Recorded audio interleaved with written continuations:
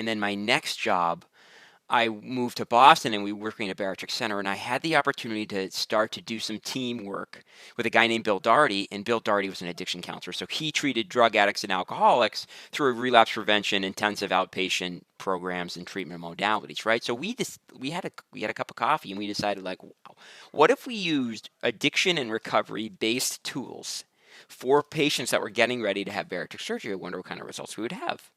So we were really curious. So we did it, right? So we talked to the doctors, we got permission, and we started taking them through the psychoeducation involved in recovery, right? In recovery addiction based treatment. And so it was really cool to be part of that. And, the people that did it and the people that applied it had really, really good results, right? And that's what we learn about recovery. It's the actions that we take that make the biggest difference for us. So Bill came up with this thing, well, these three concepts: guilt, debate, and romance. So I'm going to be walking you through guilt today.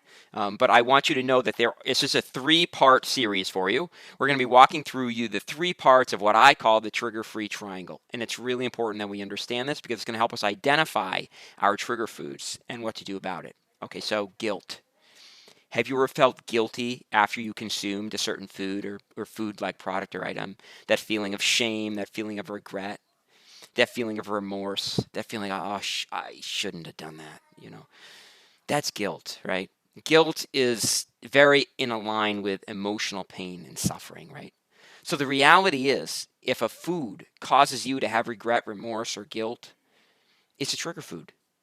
And in all likelihood, it's eventually going to cause you cravings.